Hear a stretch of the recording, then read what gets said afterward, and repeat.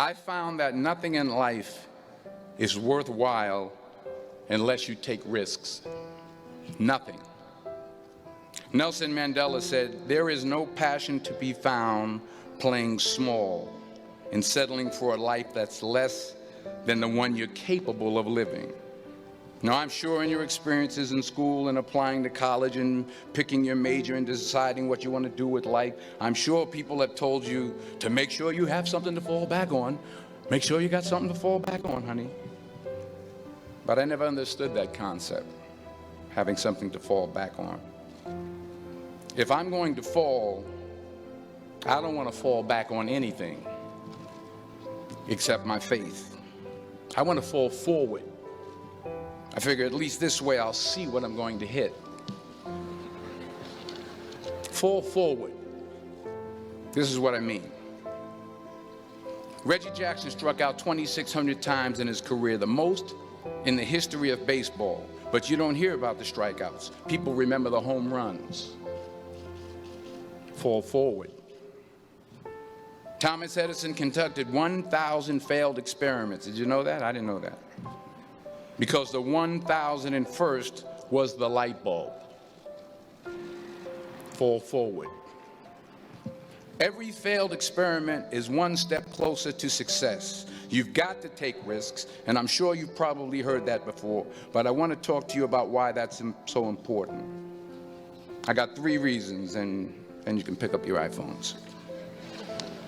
First, you will fail at some point in your life. Accept it. You will lose. You will embarrass yourself. You will suck at something. There's no doubt about it.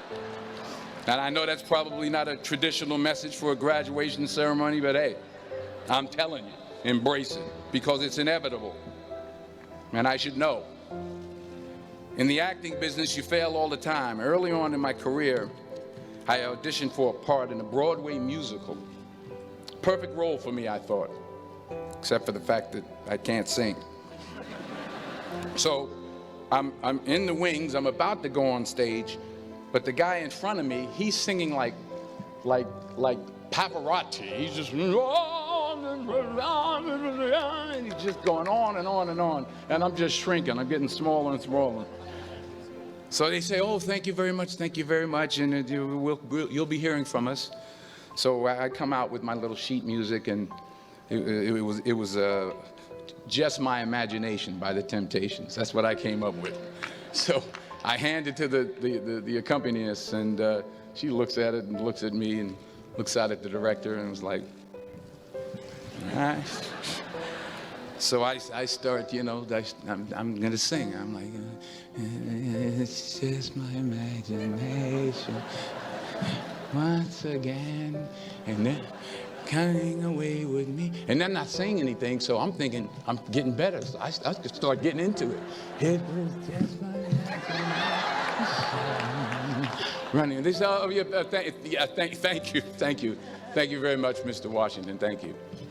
So I assumed I didn't get the job. But the next part of the audition, he called me back. The next part of the audition is the acting part of the audition. No, I'm like, hey, okay, maybe I can't sing, but I know I can act. So they pair me with this guy, and again, I didn't know about musical theater. And musical theater is big, so they can reach everyone all the way in the back of the stadium. And I'm more from a realistic, naturalistic kind of acting where you actually talk to the person next to you. So I don't know what my line was. My line was, "Well, hand me the cup." And his line was, "Well, I will hand you the cup, my dear. The cup will be there to be handed to you." And I said, "Oh, okay." "Well, should I give you the cup back?" "Oh, yes, you should give it back to me, because you know that is my cup and it should be given back to me." I didn't get the job. But here's the thing. I didn't quit. I didn't fall back. I walked out of there to prepare for the next audition, and the next audition, and the next audition. I prayed. I prayed, and I prayed. But I continued to fail and fail and fail. But it didn't matter, because you know what? There's an old saying, you hang around the barbershop long enough, sooner or later you're going to get a haircut. So you will catch a break, and I did catch a break. Last year, I did a play called Fences on Broadway. Someone talked about it. Won the Tony Award. And I didn't have to sing, by the way. But here's the kicker. It was at the Court Theater. It was at the same theater that I failed that first audition 30 years prior. The point is, and I'll pick up the pace, the point is, every graduate here today has the training and the talent to succeed. But do you have the guts to fail? Here's my second point about failure. If you don't fail, you're not even trying. I'll say it again. If you don't fail, you're not even trying. My wife told me this great expression. To get something you never had, you have to do something you never did. Les Brown's a motivational speaker. He made an analogy about this. He says, imagine you're on your deathbed, and standing around your deathbed are the ghosts representing your unfulfilled potential. The ghost of the ideas you never acted on. The ghost of the talents you didn't use. And they're standing around your bed, angry, disappointed, and upset. They say, we came to you because you could have brought us to life, they say. And now we have to go to the grave together. So I ask you today,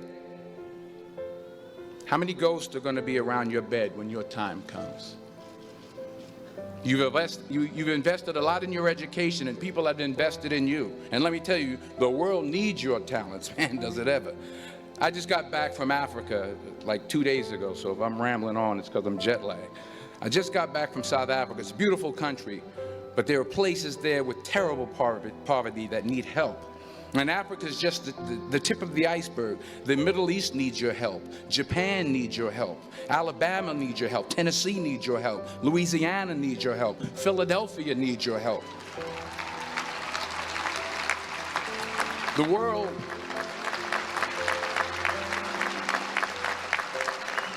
world needs a lot, and we need it from you.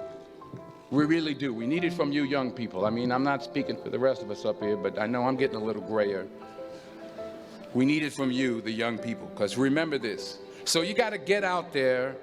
You got to give it everything you got, whether it's your time, your talent, your prayers, or your treasures. Because remember this. You will never see a U-Haul behind a hearse.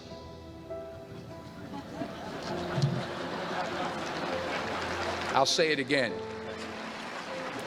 You will never see a U-Haul behind a hearse. You can't take it with you. The Egyptians tried it, and all they got was robbed. So the question is, what are you going to do with what you have? I'm not talking about how much you have. Some of you are business majors, some of you are theologians, nurses, sociologists. Some of you have money, some of you have patience, some of you have kindness, some of you have love. Some of you have the gift of long suffering, whatever it is, whatever your gift is. What are you going to do with what you have? Well, that was amazing, huh? I love the mentality of Denzel Washington. It's so deep and, understanding. I just love it. Well, as always, God loves you. He's watching you. You've got this. I'll see you in the next one.